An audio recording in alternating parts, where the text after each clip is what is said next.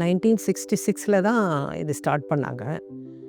அப்பத்துலேருந்து அவர் இங்கே தான் ஒர்க் பண்ணிகிட்ருக்காரு. அவர் காலேஜ் முடிச்சுட்டு வெளியில் வந்ததும் 1966 தான். 66 தான் வெளியில் வந்தாங்க. அப்போவே தான் இதுவும் ஸ்டார்ட் பண்ணாங்க. அதனால் அப்பத்துலேருந்து மெட்ராஸ்லேருந்து அவர் இங்கே தான் வந்துட்டு இருந்தார். அதுக்கப்புறம் 75ல் இங்கே ஒரு சின்னதாக ஒரு ஒர்க் பண்ணுறதுக்குன்னு ஷெட்டு மாதிரி கட்டினார். இங்கே லேண்டு வாங்கினா தான் இங்கே இருக்க முடியுன்ற ஒரு ஆர்டிஸ்ட்டாக இருக்க முடியுன்ற ஒரு சூழ்நிலை இருந்ததுனால அப்புறம் வாங்கி 75ல் ஒரு ஒர்க் ஷெட் மாதிரி கட்டினார். அதில் வந்து நாங்கள் அப்போ வந்திருக்கோம்.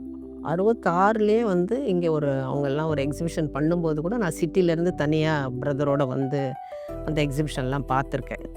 அதனால் அப்போ வந்து இது கிராமம்னா கிராமம் மாதிரியே தான் இருக்கும். வில்லேஜு கரெக்டாக வில்லேஜ் மாதிரி இருக்கும். அப்போ ரொம்ப நேச்சுரலாக இருக்கும். 75க்கு அப்புறம் 78ல் நாங்கள் ஃபேமிலியோடு இங்கே இன்னொரு இது கட்டிட்டு நாங்கள் 78ல் ஃபேமிலியோட அட்டு கட்டிட்டு தான் நாங்கள் இங்கே வந்தோம். அதில் வந்து 78 to 85 வரையிலும் அட்டில் தான் இருந்தோம். 85க்கு தான் வீடு கட்டினோம். இல்லை அவர் இருந்த ஒர்க்கு அதுலேயும் ஒரு பீரியடில் வந்து அவரோடது இங்கே ஒரு அட்டு எரிஞ்சு போயிடுது ஃபுல்லாக. இந்த வீடு கட்டும்போது அங்கே வந்து நாங்கள் அட்டில் இருந்தோம் இல்லையா, அப்போ இதை வீடாக பண்ணும்போது அங்கே ஒரு சின்ன ஒரு அட்டு போட்டு அதில் எல்லாம் வச்சுருந்தோம். அது வந்து ஷார்ட் சர்க்யூட்டில் எரிஞ்சு போயிடுது. அதனால் அவரோட ஒர்க்கெல்லாம் வேறு எரிஞ்சு போச்சு. அது அவருக்கு ரொம்ப கஷ்டமாக இருந்தது அந்த பீரியடு.